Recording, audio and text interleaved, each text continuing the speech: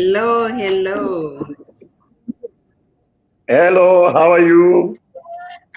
We are well. Welcome to South TV. This is Monica Uh, Kunzekwekuta, your host today. And today I'm excited. I have got, I'm always excited to be here because I like the topics that we discuss. I like learning from our guests and our co hosts. And I look mhm. forward to these discussions. So today we have got our two reverends here, and the title for our discussion is Ask the Pastor. So some of you can post some questions here if you've got a question that you want to ask the pastor, and then we hear what he has to say. I'm all ears today. I'm not a pastor, so I'll be listening. But if I have a question, I'll ask. I'll give this opportunity Okay. to Reverend CJ Maforo to introduce yourself. Okay, great and wonderful greetings to all our viewers and those who follow us live and those of you who will connect later. Just want to thank you for the time you spent out of your busy schedules or whatever it is. And we are so happy that we can do this. All we ask you to do is to share this, whether you are with us right now live or later. We ask that you share this with your friends and followers. We also ask you to subscribe on YouTube. But let me jump on to our subject matter for today. And well, today what we just wanted to do is to honor Reverend Maforo and thank him for all that he does. I will point out from the onset that we are brothers, but I need to appreciate him as a pastor for all that he does. There is what he does in his ministry setting every day. Mhm. And then there is what he does with his conference within the Zimbabwe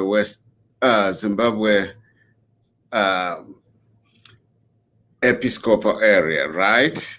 And also, I think that beyond his call of duty, he has spread his wings. He spread his tent wider and currently also engaged in gender activism. And I think that's an area of great interest for me. But I think we need to go back a little bit. The last time we had the opportunity to interview you, Reverend Maforo, we were moving at a very fast speed. We just wanted to slow down so we can know you a little bit more. So this is where we are beginning. Who is Reverend Taurai Emmanuel Maforo? Who is this person? Wow, that's a huge call. My name is there already. Taurai Emmanuel Maforo, born in the early 70s, and from there grew up in a family of 10. We are 10 siblings. And as I was growing up, I never thought one of the days will come when I would be called into ministry. In fact, it was one area that I never imagined. I even thought of other people, my friends that I associated with, that I felt that these were destined to end up serving God in the ministry. But being myself to be located in ministry, it is something that I had never imagined. But God, by the grace of God, I have found myself in this place. I've worked before I came into ministry in the fields of marketing, in the industry, and it is within that context that the call of God then came upon me, and the decision was then made to say, I have this conviction, because for you to talk about a calling, it means there is a conviction to serve, and that conviction to serve was much greater than my desire to fulfill the goals that I had intended for in life. So I ended up, by the calling of God, located in this ministry. Now, as far as ministry is concerned, in the pastoral ministry, I've served in various areas. I've served in local congregations in the urban setting. I have served in congregations in a rural setting. So my ministry has been in and out of both contexts, the urban setting and the rural setting. And the current ministry setting that I am serving is a combination of both. It is two congregations that are purely urban, and also a mining community and a rural setting. So that has been the blessing in terms of ministry from when I started. I joined ministry in 2006. That is when I started ministry to now we are in 2021. By the grace of God, almost 15 years of serving God in this ministry. Then beside the pastoral call of the ministry, I realized that ministry, it is not just about being focused on the pulpit, being there at the pulpit, but goes beyond the pulpit. So because within the ministry, there's also the critical aspect of service. So I found myself also located in terms of providing service to the community and interacting with the communities, so that the church becomes relevant in the community in which it exists. So this is the background of what has found me to be where I am. In addition to that, I serve in the communications ministry of the Zimbabwe Episcopal area since 2009 to date. So this is what encompasses mining ministry. It is one pastoral. It is also a caring ministry. It is also an advocacy ministry. It is also a communications ministry. So in brief, this is the brief that I can give, so that I allow you to bring forward more questions. The brief short that I can give in terms of my ministry. Well, that's great. That's great. I think maybe I should even pause a little bit, go back again. Yeah. You have talked about you never even thought of it, that you would end up where you are now, located in a pastoral setting. But tell me about you. I've asked you about who Taurai is. Tell me about your family. You have talked about your family that you come from, but tell me about your wife and kids. Is there something interesting you can share with us? Definitely. Like I gave the background that I have grown up in a family of 10, where we have been brought up with my 9 siblings. Then I got married to my wife Nettie in 1995. Then got our wedding in 1996 on the 27th of April, and we have celebrated a 25th anniversary earlier this year. So this is the person that God has brought into my life, and we have been blessed with 4 lovely children. We have our very first young man, boy, Mutsa Oroy, who is now around 24. He is and also then there is Charmaine, and there is Panache or Emmanuel Jr., and there is also Nicole or Makanaka. So these are the 2 boys and the 2 girls. And what is interesting, it has not been by design, but somehow God has made it that way, that all our children have an age gap of at least 5 years apart. So you may want to call it a 5-year plan, but it was by God's design that it happened that way. So after a period of 5 years, then maybe on the 6th or 7th year, then we were blessed with another. So this is the family that I move around with, and that I describe as critical partners to my life and critical partners to my ministry. One of the things I have always observed with great and keen interest is that the story of Noah, actually, when Noah went into the ark, who did he go with? With his family. So it's very, very significant for you to highlight that your family is very supportive for your ministry. Did I put it in the right words? Indeed, the right words. And you gave an example of Noah, and I call Noah the greatest evangelist of all time, because many times we preach to others, we preach to many people, but we are not able to go into the ark with our families. But Noah was able to go into the ark with his family. So it is a very important part of ministry to join and become part of ministry with your family.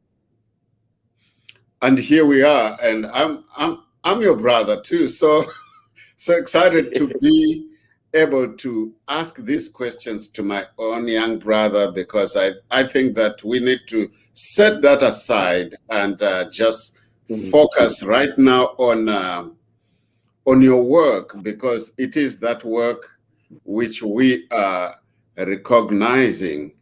And you have mentioned your work in your current ministry setting, which covers urban, peri-urban, and rural.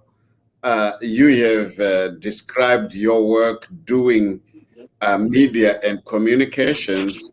You have also talked about your break into advocacy also. And I think I am convinced Jesus was an advocate yes. For the poor, for the hungry, for the naked, for the oppressed, for the incarcerated, for everyone. Luke chapter 4, verse 18 just shows us how it was so significant for Jesus, other than his preaching, to meet people at their actual points of need. So tell me a little bit more about that advocacy piece. Maybe I want to come there before you talk about advocacy piece. I think all these elements of your ministry we are mentioning, that's a lot of work. What inspires you? Where do you get the energy? What keeps you going? Our great example in ministry, as you rightly said, is Jesus Christ, because he became part of the community. It is a great miracle to have Jesus, who was God in himself, but coming down through incarnation to be part of this world. He became flesh, he became part of this world. And that alone preaches a message of relevance in terms of saying, if Jesus was going to be here, was going to be preached and talked about whilst he remained with the Father.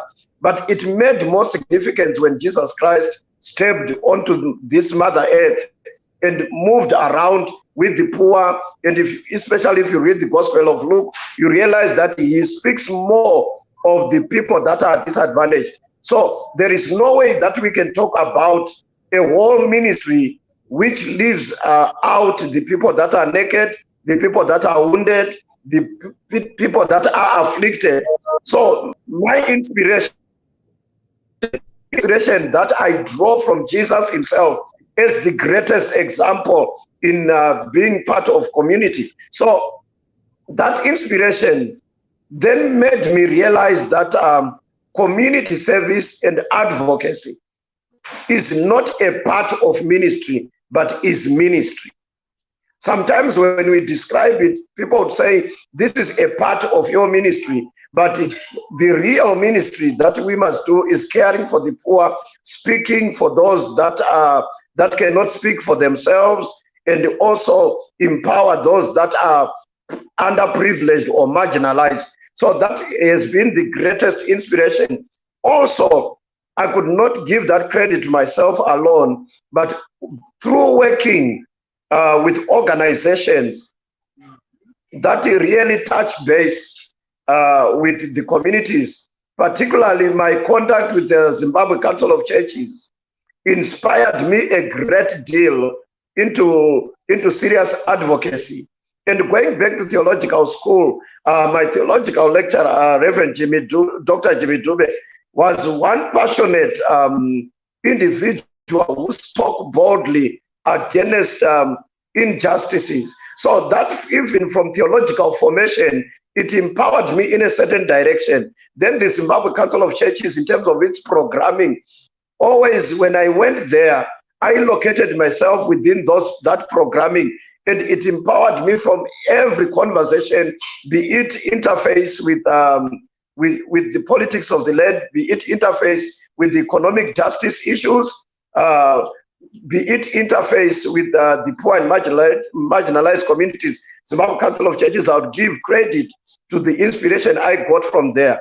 Then also, the organization that I'm currently volunteering with is Padare Men's Forum on Gender, which deals with creating a balance, which talks about men of quality are not afraid of equality. The men of quality, if you want to prove yourself that you are a man of quality, you must not be afraid of equality. So that is the catch word that we get from there. But going backwards, my brother has been a great inspiration.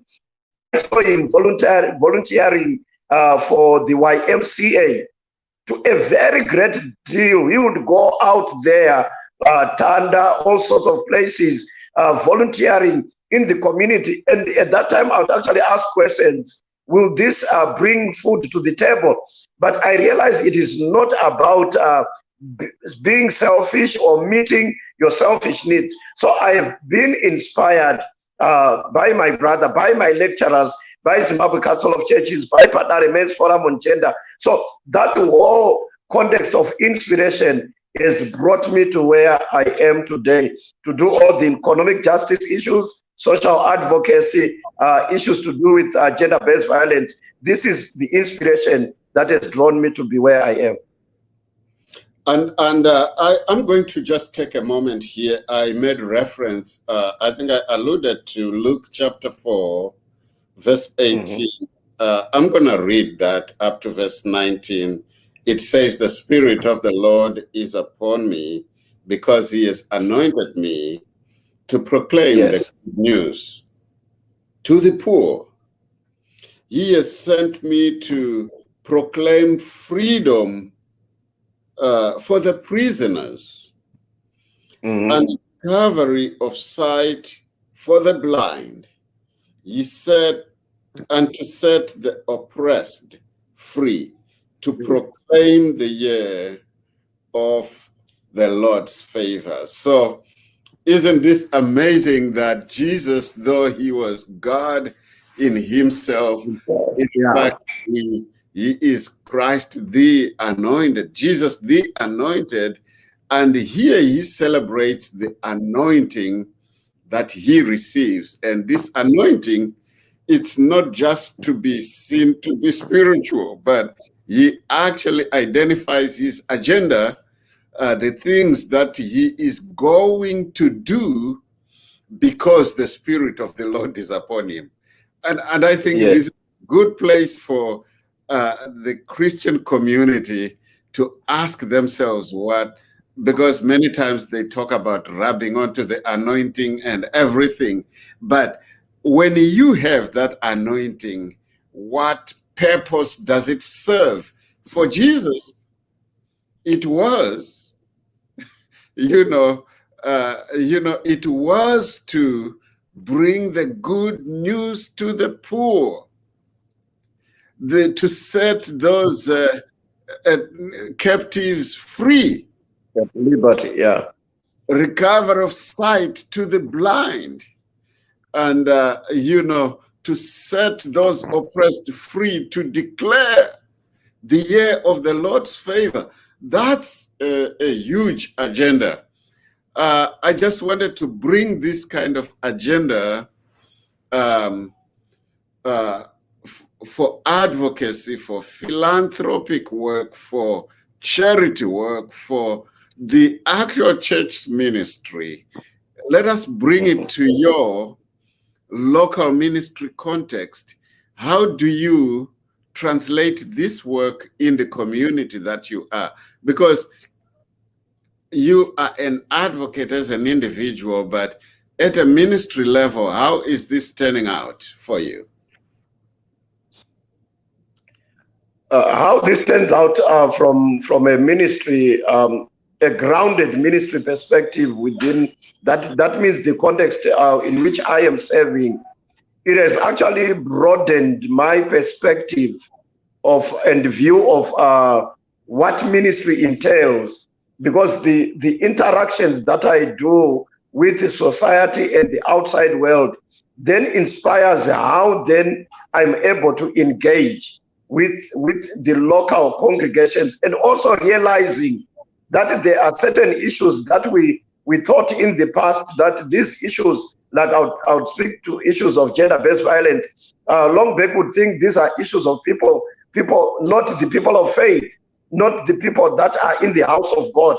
But the more we interact with these issues at a societal level, and you are going into counseling, volunteer counseling, and you are meeting people who are also Christian, then you now realize, if I am meeting people who are Christian, who are either at the other end as perpetrators or as survivors of domestic violence, then you begin to realize that my context of preaching also needs to speak to those issues within my congregations, so that this ministry becomes a lived ministry within my particular context. So the experiences that I am gaining from interactions in advocacy work, it's also opening my theological understanding of the gospel message, the Christian message, the Wesleyan values of do good, do no harm, stay in love with God.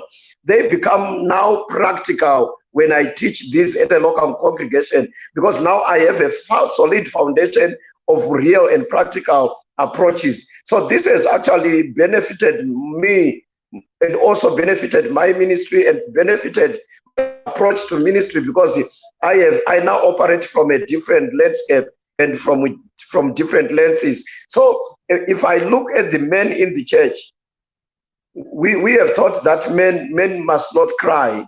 But because now with advocacy work, we've realized that even in this world, there are more numbers of suicidal cases in men than in women, simply because when women are in a crisis, they're able to cry. But when men are in a crisis, they hide away, or they then become violent. But if they do not become violent, then they become even more destructive, self-destructive. So that has helped me then to reach out to our men in the church, as for us, we call them, we have had the sessions, critical sessions with our men, and this has then made the ministry more practical than just opening a biblical text and trying to explain that text. Now we are trying to explain a text with livable examples. Very impressive. Very impressive. I think we need many more men who speak with so much passion and commit themselves to fighting those masculinity notions that continue to suppress the other gender. In fact, I used to be involved in a program. One of the things we were talking about is that there are men who think that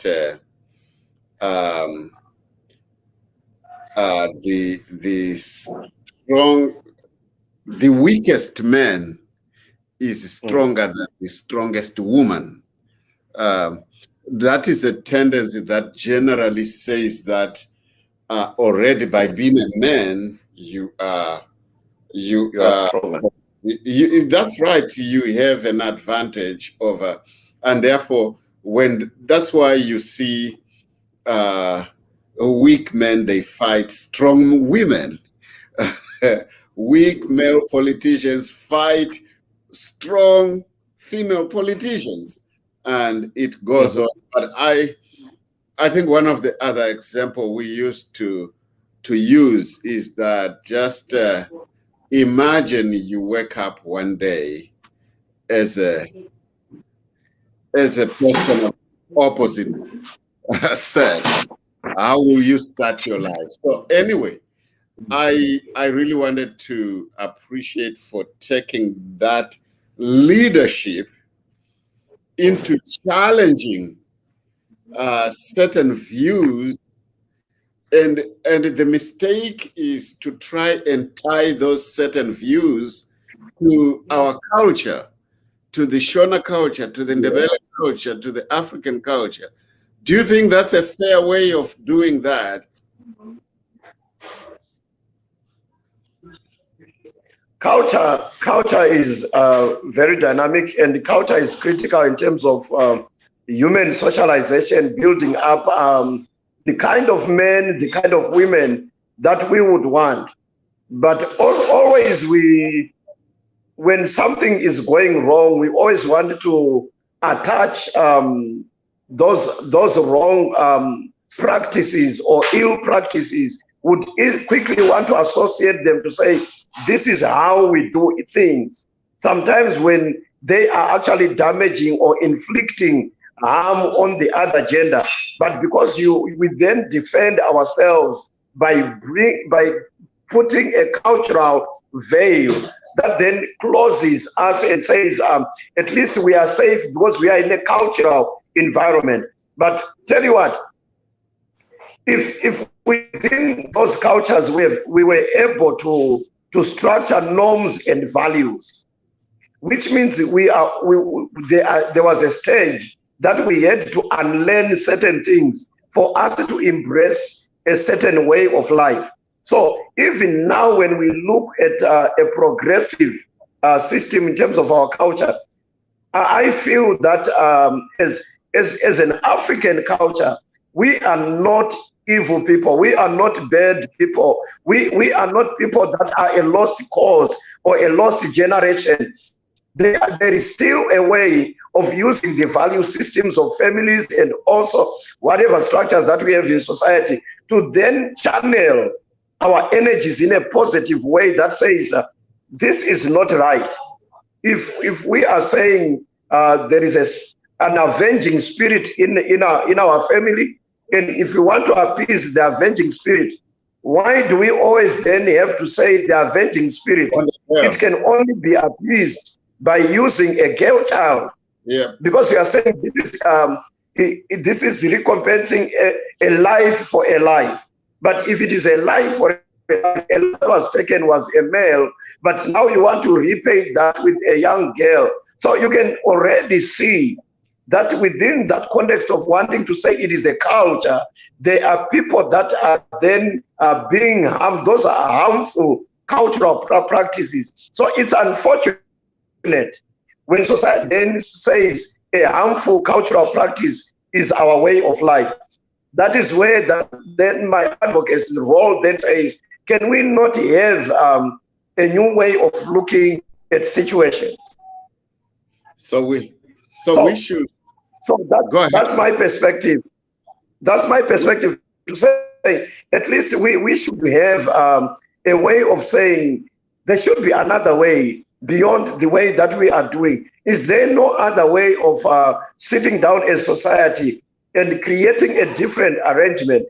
Because if in another society, people have a different needs that do not include a girl child, if in the US, if in Europe, if in other countries, if there is an issue that involved killing of somebody, they do not take a life of a young girl to say we want to pay the price using that minor, taking advantage of a minor to try and satisfy our cultural values. So that is where then we have a problem to say this is our culture, this is our way of life. There should be another way. The cultural leaders, the custodians of culture, the village heads needs to be enlightened and look in a progressive manner. Oh man, we have touched on an area that we both will speak very passionately about, and I think what we have said is that as a society, this needs to change. But I think that we are also using our position as clergy, our position as pastors, to influence, and therefore we must speak. We must raise our voice. We must influence those we have contact with, and therefore let us occupy rather that space, and therefore where we need to challenge malpractices, we must raise our voices. Let us challenge those who use culture to scapegoat their evil practices. We have to call. Can I add another aspect there? Yes. Just that you have touched on the religious side, the pastors as well. Where I feel we may be facing challenges in winning this battle is that we have also seen abuses entering the pulpit arena. Yeah. We have seen hateful language being spoken from the pulpit. We have seen language that fragments society coming from the pulpit. So now we are in a serious dilemma to say, while we want to speak to the cultural custodians, the cultural custodians are also saying, you cannot throw stones from a glass house, because you also have your own issues. You are feeding people with snakes. You are feeding people with all sorts of things. You are doing all sorts of things during your deliverance services. All that then is now, I see it as a serious dilemma of our time, to say we want to speak to society as a religion, as a Christianity, but within our Christian circles, there are then certain dimensions that I sometimes call spiritual gymnastics, that are manipulating or abusing members, hiding behind the issues of saying we are casting demons and all. I do not say the demons remain in the lives of people, but I feel if the message of Christ was to set free people, why are we putting back the veil to say somebody must then totally be dependent on me as a pastor and not become dependent on God? So already there are challenges that we are bringing to the foreground to say now, in terms of the advocacy work, I just wanted to clear this part to say advocacy is not only going to the village heads, it is not just going to people that are in the society, but the advocacy work now, I see organizations that are doing this great work are entering the faith-based world, because it is the faith-based arena that we are seeing a lot of abuses, because a pastor is a powerful individual, so because they wield the power in society, they are bound to manipulate and abuse people. So advocacy is those two dimensions, into society and also into religion. So here we go. We have a choice.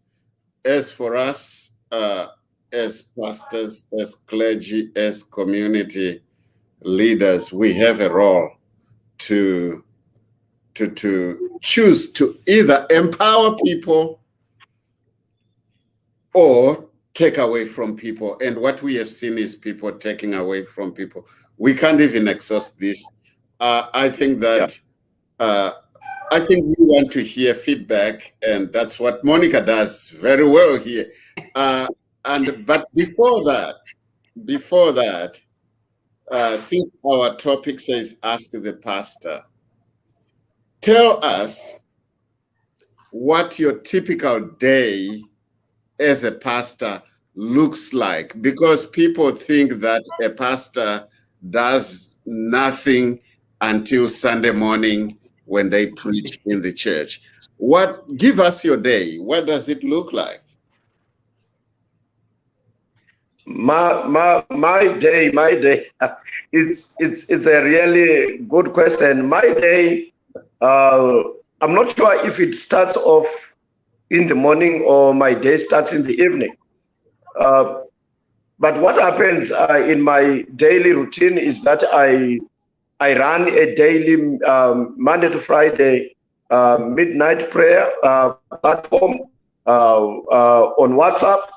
And we started off as a daily devotional, but when COVID-19 set down upon us, we really had to find a way of breaking the physical walls of the church and reaching out to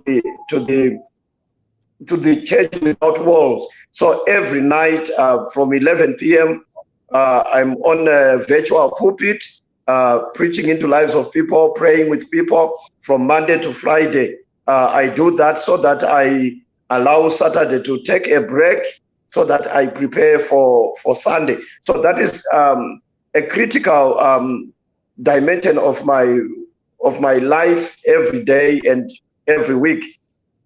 And also during the course of the day, because I'm also a communicator, there's a lot of virtual activities that are happening in the church. So I do hosting of virtual meetings on Zoom, on Facebook, on all the social internet-based platforms for different meetings that are happening in the church. So I'll be hosting those.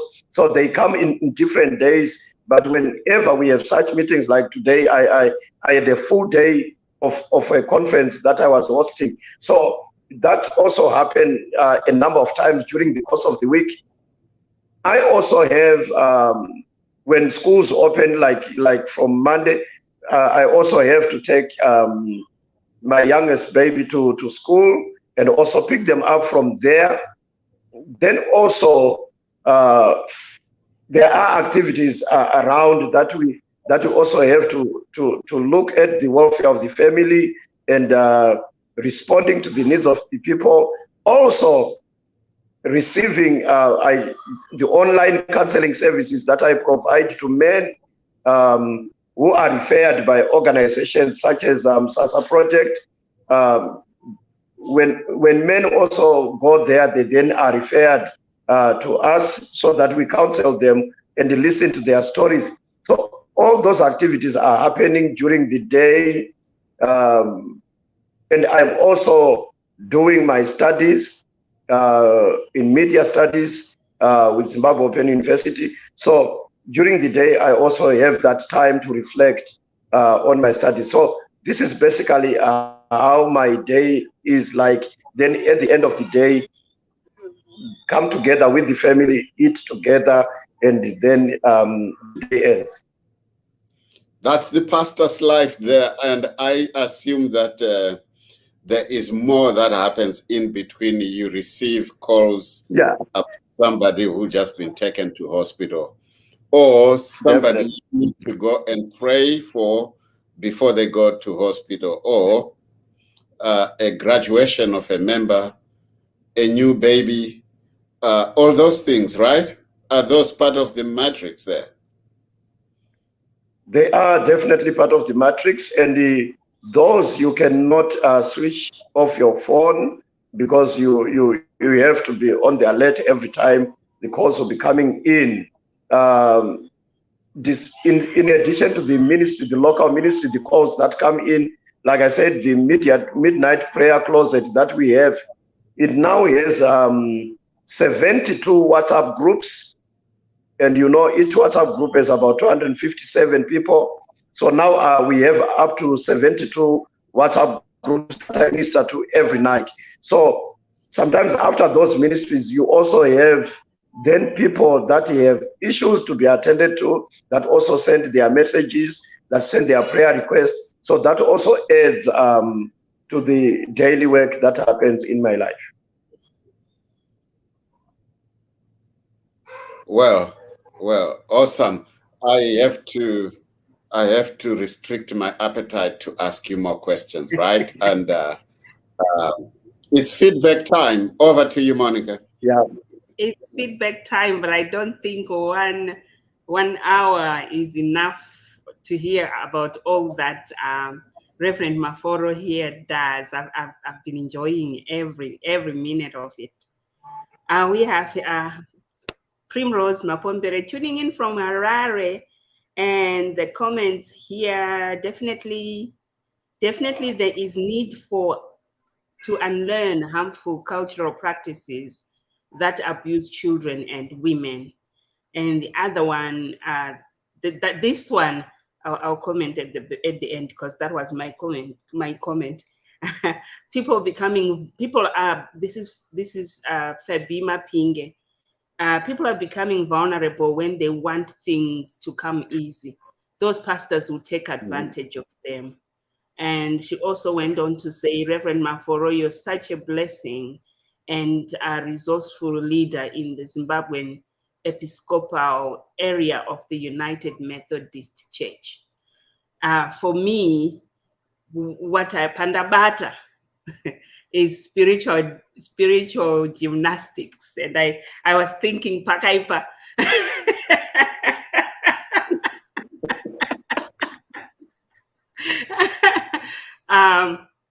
Yes, there is just so much that you are doing, and I think we need to come back again and you continue using this platform to connect with people. But I was also thinking 72 WhatsApp groups, you need a helpline. You need a helpline.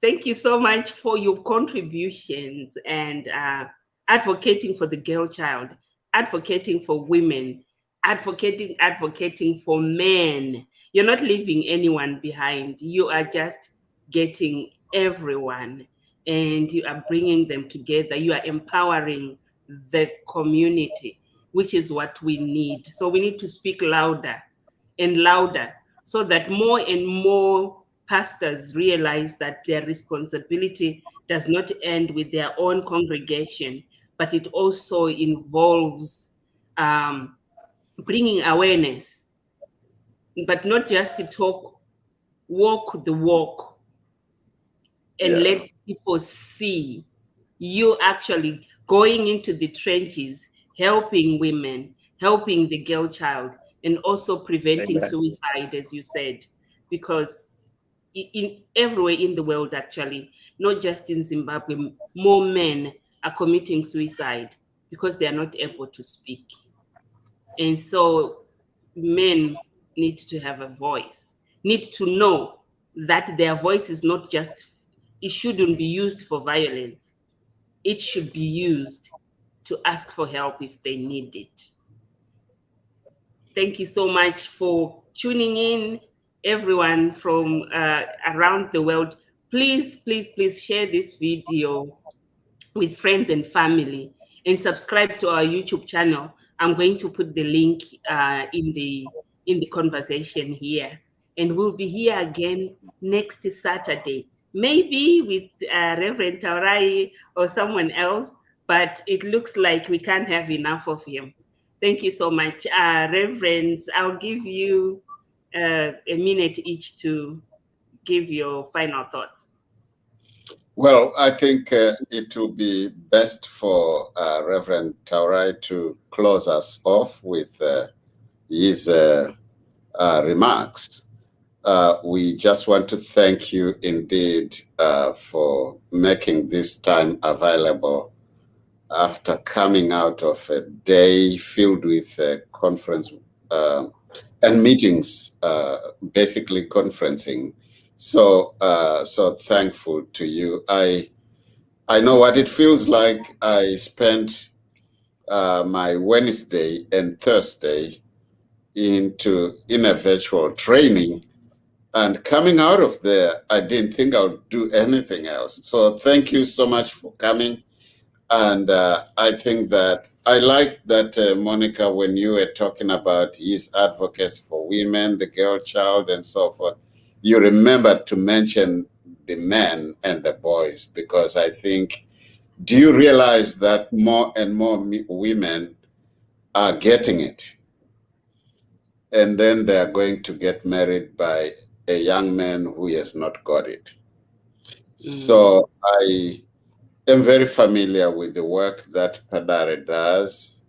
Padare Ekunleni, if I said it correctly, works to uplift that side of men. But I think to overly look at the gender question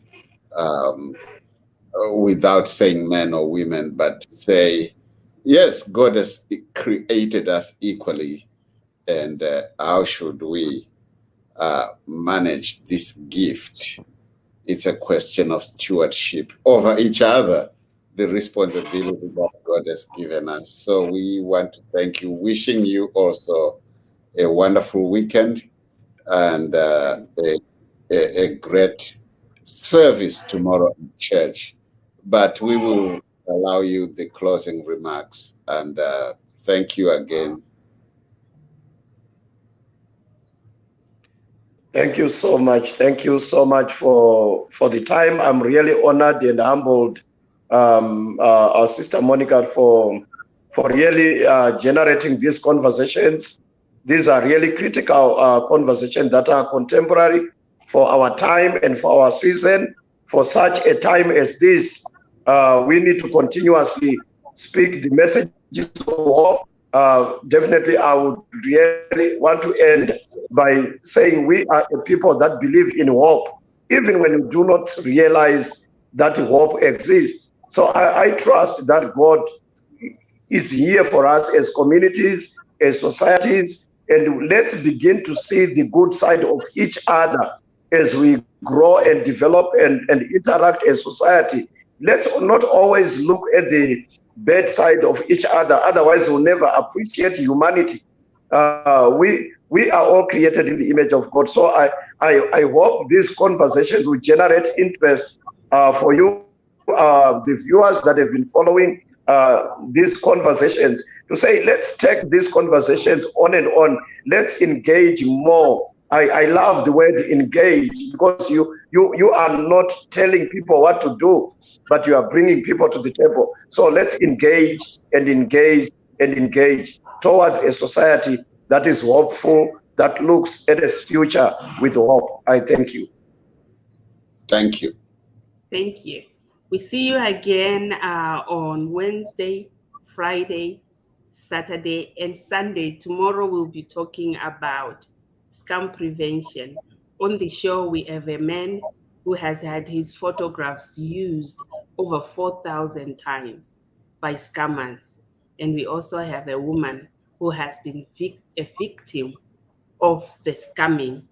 And incidentally, the woman I'm interviewing responded to the photo of the man that I'm interviewing. It's also an issue that pastors are dealing with as well, that women, then men and women will don't go to them for counseling after they have lost money, livelihood, confidence, as well as trust in humanity. Thank you so much. Bye-bye. Bye-bye. Goodbye.